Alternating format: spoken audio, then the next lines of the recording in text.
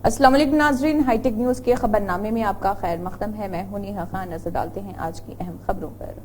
राज्यसभा के अराकीन ने वावेरा राजू, रविचंद्र, साबिक वजीर और साबिक MP धर्मापुरी सिनवाज की दस्तखत पर हाजिरी दी है और फूल चढ़ाए। MP रविचंद्र ने अपने करीबी दोस्त सरतर पोतम पुरुषोत्तम राव, इनुगु राजेंद्र, आदि विष्णुमूर्ति, अकुला रजीत और दीगर के हमरा MLA कॉलोनी में DS की रिहाइशगाह गए और हफ्ते की सपहर DS को खराज अकीदत पेश किया। कांग्रेस की रिवायत के मुताबिक कांग्रेस ने साबिक PCC सरबराह DS पारदेवा की मैयत को कांग्रेस के झंडे से नवाजा है। DS के दोस्तों ने इस बात पर इत्मीनान का इजहार किया है कि DS यानी कि धर्मापुरी सिनवाज की आखिरी ख्वाहिश इस वक्त पूरी हुई जब कांग्रेस का खंडवा और उनका झंडा उन्हें उड़ाया गया। डिप्टी CM भट्टी विक्रमार्का, श्रीधर बाबू, PCC के नायब सदर निरंजन ने DS के जिस्म को कांग्रेस के खंडवे से ढांप दिया।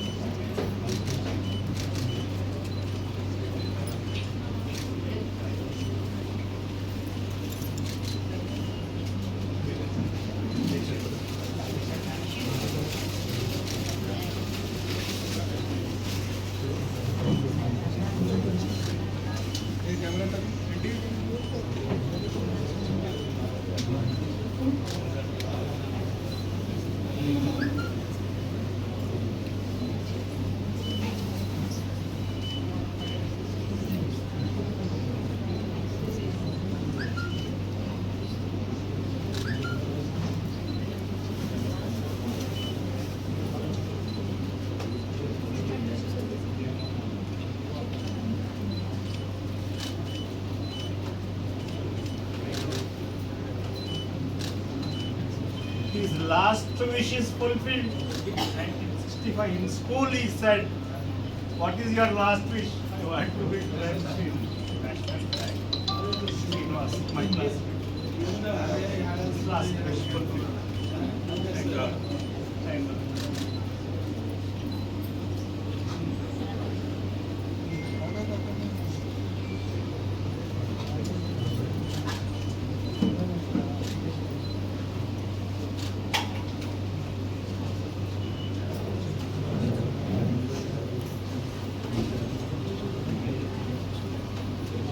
जग्गा रेड्डी PCC के वर्किंग सदर ने मीडिया कॉन्फ्रेंस के दौरान गांधी भवन में कहा है कि कौमी सतह पर कांग्रेस और BJP ही दो पार्टियां हैं। BJP इख्तिदार में है तो नरेंद्र मोदी वज़ीर आज़म के तौर पर इख्तिदार में है। अगर वो उतरे तो इसके पास कोई इख्तियार नहीं होगा। सोनिया और राहुल गांधी को कांग्रेस पार्टी में मुस्तकिल सियासी ताकत हासिल होगी।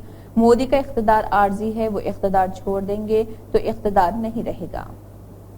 महेश कुमार गौड़ ने कहा कि साबिक PCC सदर, साबिक वज़ीर DS सियासत में बेपनाह तजुर्बा रखने वाले लीडर हैं और उन्होंने बदगू के कमजोर तबकात के लिए सख्त मेहनत की। उन्होंने याद किया कि DS के साथ उनकी 4 दहाइयों की रफाकत थी और उन्होंने खुदा से उनकी रूह को सुकून देने की दुआ की। खैरताबाद हल्के के बंजारा हिल्स डिवीजन में 36 मुस्तफदीन के लिए कल्याण लक्ष्मी और शादी मुबारक स्कीम के चेक्स मेयर गदवाल विजय लक्ष्मी ने तकसीम किए। MRO अनिता रेड्डी ने इस प्रोग्राम में हिस्सा लिया। लॉरी एसोसिएशन यूनियन के मेंबरान जो कि विजय डेयरी में कई सालों से खिदमात अंजाम दे रहे हैं, उन्होंने एहतराम के साथ ग्रेटर हैदराबाद सिटी की डिप्टी मेयर मते श्रीलता शोभन रेड्डी और TTUC के रियासती सदर और कांग्रेस लीडर को एक अर्ज़दाश्त पेश की है। विजय डेयरी इंतजामिया की जानिब से नकल व हमल के लिए सिर्फ 2012 मॉडल की गाड़ियां इस्तेमाल करने के फैसले के तनाजुर में मिनी लॉरी एसोसिएशन के अराकीन ने डिप्टी मेयर की तवज्जो 2010 मॉडल की गाड़ियों के इस्तेमाल की इजाजत देने की तजवीज पेश की। भुवनेश्वरी NTR ट्रस्ट की मैनेजिंग ट्रस्टी जो 400 से ज्यादा यतीमों और पसमानदा बच्चों को तालीम दे रही हैं। भुवनेश्वरी जिन्होंने बच्चों के साथ खाना खाया और योगा के फवायद के बारे में सीखा। ये गरीब बच्चों के लिए खतूत का मंदिर है। माँ की गोद जो यतीमों की देखभाल करती है वो है चल्लापल्ली में वाक़ NTR model school. NTR trust के ज़रिए एहतमाम NTR मॉडल स्कूल यतीमों और गरीब बच्चों को मुफ्त मियारी तालीम और रिहाइश फराहम करता है। आंध्र प्रदेश में इख्तिदार में आते ही गौ श्री नारा चंद्रबाबू नायडू को रियासती एससी सेल कमेटी के तहत एपी सीएम के तौर पर मुंतखब किया गया है। बुलेट ब्यूरो के रुकन अरविंद कुमार गौड़ ने विजय उत्सव सभा मीटिंग में शिरकत की, जिसकी सदारत एससी सेल के रियासती सदर पोलमपल्ली अशोक ने की, जबकि Telangana Telugu Desam party SC cell रियासती एग्जीक्यूटिव कमेटी के अरकान ने हैदराबाद के बंडलागुड़ा में काली माता मंदिर में पूजा प्रोग्राम का इनेकाद किया। रियासती तालीम, आईटी व इलेक्ट्रॉनिक्स के वजीर नारा लोकेश ने कहा है कि 1 साल के अंदर आला तालीम निजाम को मुकम्मल तौर पर साफ कर दिया जाएगा। वजीर नारा लोकेश ने कॉलेजों और यूनिवर्सिटियों में की जाने वाली तब्दीलियों और मियार को बेहतर बनाने के लिए उठाए जाने वाले इकदाम के बारे में आला तालीम के हुकाम के साथ एक तवील जायजा लिया। चीफ मिनिस्टर नारा चंद्रबाबू नायडू ने ऐलान किया है कि जगन ने पोलावरम की तबाही से रियासत को धोखा दिया। उन्होंने कहा है कि डायाफ्राम की दीवार जगन की हिमाकत की वजह से खराब हुई थी। जगन को भी 2 साल बाद डायाफ्राम की दीवार के खराब होने का इल्म हुआ। उन्होंने इस बात पर तशवीश का इजहार किया कि पोलावरम प्रोजेक्ट के जोग्राफियाई हालात भी वाईसीपी हुकूमत के ज़रिए इंतजाम पूरी तरह बदल चुके हैं। शहर हैदराबाद में कत्ल की वारदातों का सिलसिला जारी है। देर रात गए चादरघाट इलाके में एक रॉडी शीटर का कत्ल कर दिया गया। मकतूल की शनाख्त नजफ आगा के तौर पर की गई, जो रेन बाजार इलाके का रहने वाला बताया गया। इतलात है कि वो साबिक में कत्ल की वारदातों में समेत कई मुकदमात में मुलविस था। नामालूम अफराद ने मसरूफ तरीन इलाके चादरघाट में मेट्रो स्टेशन के करीब मोहल्लिक हथियारों से हमला करके उसका कत्ल कर दिया। रॉडी शीटर्स की लाश मेट्रो की सीढ़ियों के पास खून में लथपथ पड़ी हुई थी। राहगीरों ने पुलिस को इस बात की इत्तला दी। पुलिस ने लाश को उस्मानिया जनरल हॉस्पिटल के मुर्दखाने में महफूज करवा दिया। कत्ल की वारदात के साथ ही अहदेदार फौरी तौर पर मुकाम वाक़े पर पहुंच गए। हमलावरों की फौरी शनाख्त नहीं हो सकी। आपसी दुश्मनी का शुबा किया जा रहा। पुलिस छानबीन कर रही।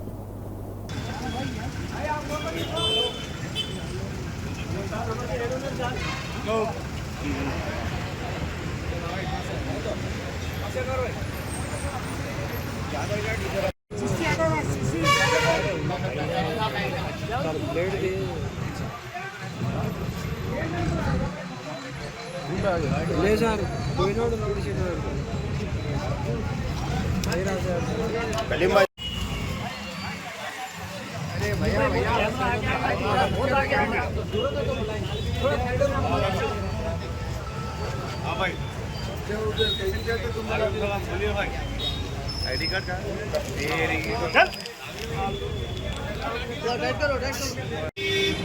पुणे वालों को कांटेक्ट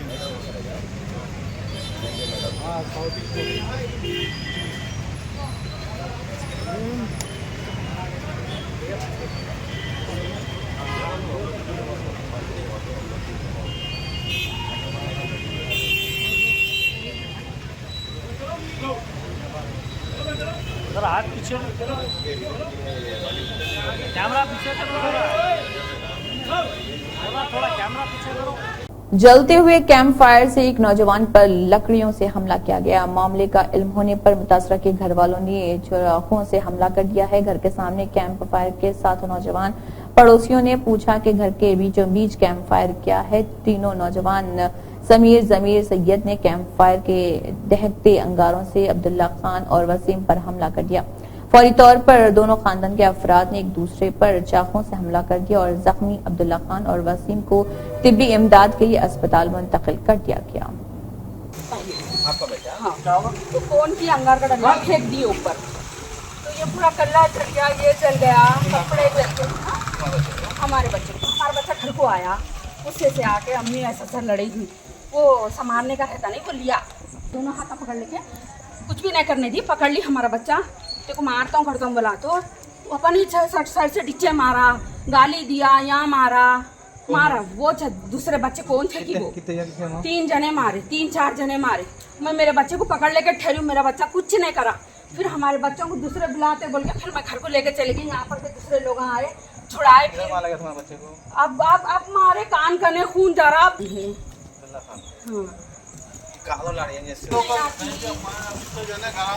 कोई भी नहीं बोलते भाई, कोई भी बोलते। आगे की गली में रह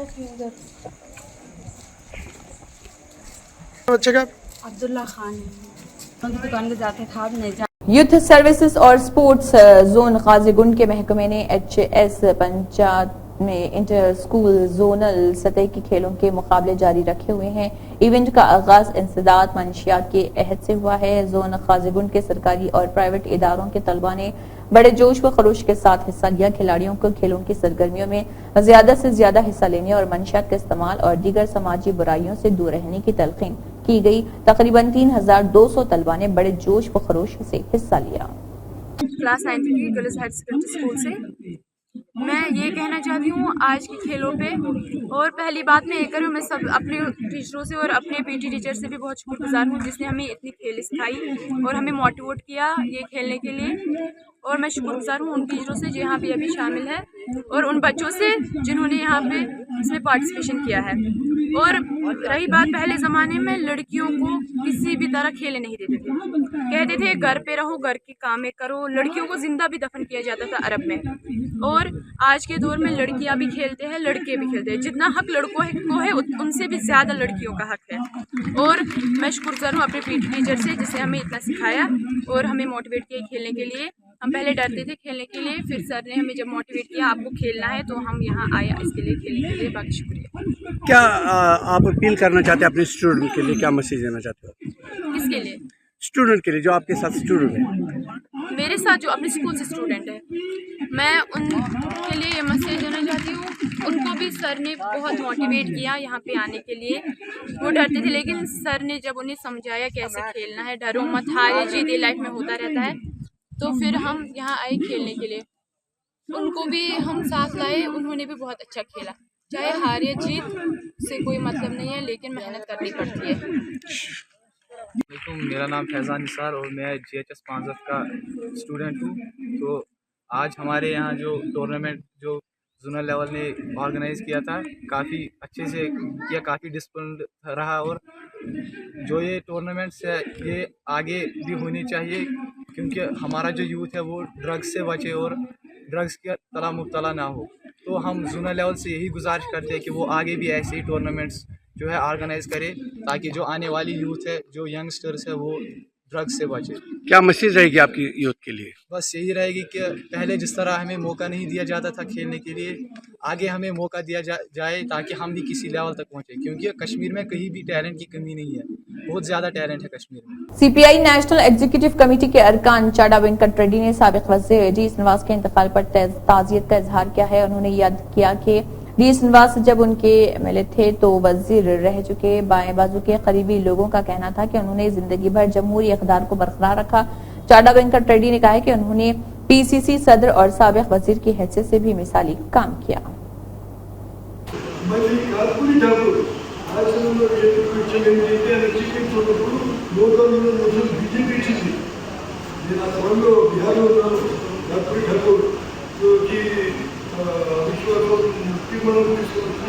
కానీ ఇప్పుడు సడన్గా ఏం లోపు వచ్చింది బీజేపీగా ఎందుకంటే ఈ మొత్తము వర్గాలు OBC వర్గాలు ఓటు కంపేర్ చేయాలి.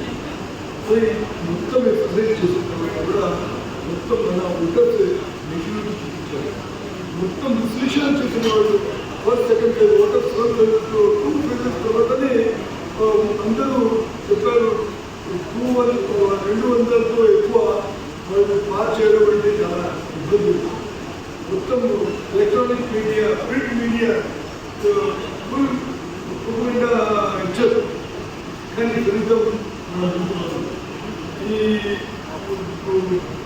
బంగ్లాదేశ్ నుంచి వచ్చిన మత్వా కమ్యూనిటీకి నేను ఇమీడియట్గా CAA నోటిఫికేషన్ జారీ చేసి అసలు వాళ్ళు టార్గెట్ ఉంటుంది. ఎందుకంటే 4 డిస్ట్రిక్ట్స్లో భారతదేశంలో మళ్ళా సెక్యులర్ ప్రజాస్వామ్యవాదత వచ్చే అవసరం. దురదృష్టం ఆంధ్రప్రదేశ్లో చంద్రబాబు నాయుడు కూటమి బీజేపీని కలిసి రెండోసారి బీజేపీని ఆడ ఆహ్వానిస్తారు. అంటే భవిష్యత్తులో బీజేపీ ద్వారా వచ్చే నష్టాన్ని ఆయన బాధ్యత వహించాల్సి వస్తుంది. ఇప్పుడు అపోజిషన్ కూడా అంతే చేస్తున్నారు, వాళ్ళని సపోర్ట్ చేస్తున్నారు. ఈ విషయంలో మేము మా విశ్లేషణ ఏంటంటే ఎవరికైతే రాజకీయ స్పష్టమైన అవగాహన ఉందో వాళ్ళే విజయం సాధించారు. ఎవరికైతే రాజకీయ అవగాహన స్పష్టంగా లేదో వాళ్ళు ఓడిపోయారు. ఫర్ ఎగ్జాంపుల్ డిఎంకే ప్రభుత్వం చాలా స్పష్టంగా బీజేపీ వ్యతిరేకంగా చిన్న చిన్నగా పార్టీలు కూడా కలుపుకుంది. ఆ కలుపుకున్న వల్ల ఏమైంది, మొత్తం విజయం సాధించాడు. బీజేపీ కూడా ఆయన కూడా చేశాడు, 100% విజయం సాధించాడు. అది ఒక రాజకీయ స్పష్టత. చిరాగ్ పాస్వాన్ బీహార్లో అతను ఒక రాజకీయ స్పష్టత నిలబడ్డాడు. అంటే పొరపాటు నిర్ణయం తీసుకున్నాడు, కానీ గెలిచాడు. చంద్రబాబు నాయుడు తీసుకున్న వైఖరి కరెక్ట్ కాదు, దాన్ని వ్యతిరేకిస్తాడు. అయితే ఒక స్పష్టమైన వైఖరి తీసుకున్నాడు, గెలిచాడు. रिटायर्ड स्टाफ के लिए अलविदाई प्रोग्राम मुनक्किद किया गया और रिटायरमेंट के रहने वाले लोगों के लिए एक तफसीलात भी जारी की गई है। निजामाबाद के माह जून में रिटायर होने वाले स्टाफ में महकमे पुलिस में अपने 36 साल की सर्विस मुकम्मल और रिटायर्ड होने वाले लोगों में ASI Nizamabad rural police station Nizamabad ने महकमे पुलिस में 40 साल की सर्विस मुकम्मल की है और retired S Ram Singh head constable 1334 और पुलिस कंट्रोल रूम निजामाबाद 40 साल ने अपनी सर्विस मुकम्मल की और A Janardan Rao head constable retire हुए हैं। निजामाबाद की गवर्नमेंट हॉस्पिटल में लिफ्ट बंद होने पर आने वाले पेशेंट को तकलीफ हो रही। गवर्नमेंट हॉस्पिटल के ऑफिसर्स देखकर भी लिफ्ट बंद रहने पर इसको नजरअंदाज कर रहे। शहर निजामाबाद की आवाम जिले कलेक्टर से गुजारिश कर रही और गवर्नमेंट हॉस्पिटल का दौरा करते हुए जायजा लेकर लिफ्ट को जल्द से जल्द बहाल करें। हेलो जी,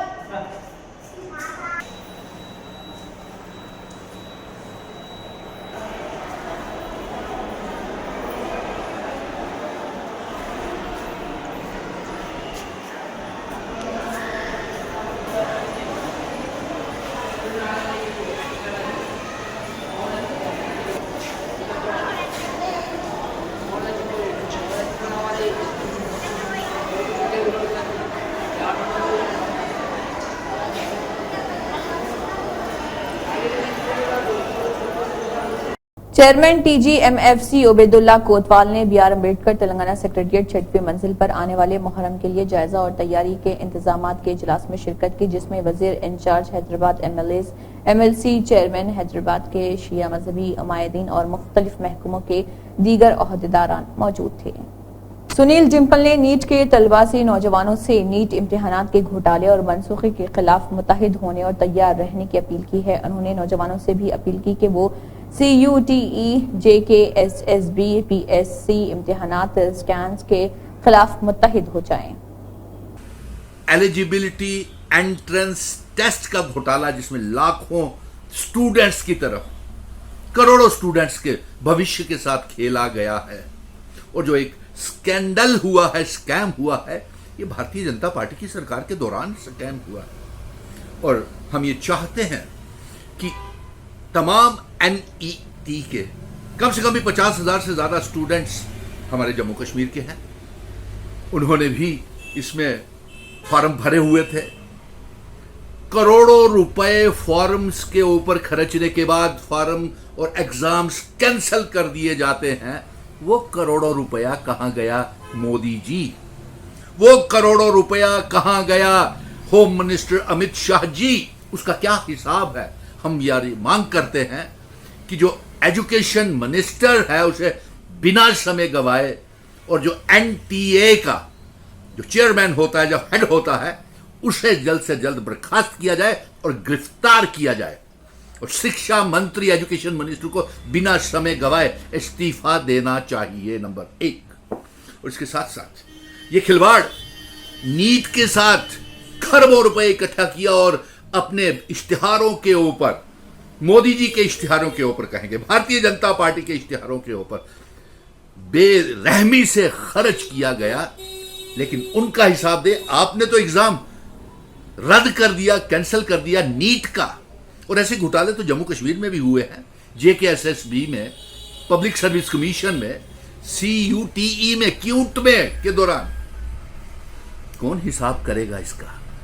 एपटेक के जरिए हमारे बड़े बड़े स्कैम जम्मू कश्मीर में हुए, बैंक्स की लिस्टें, फाइनेंस अकाउंट्स असिस्टेंट की, सब इंस्पेक्टर्स की, जेईस की लिस्टें आपने खर्च कर दी, उसको तबाह कर दिया उनका भविष्य। उसका जिम्मेवार कौन है?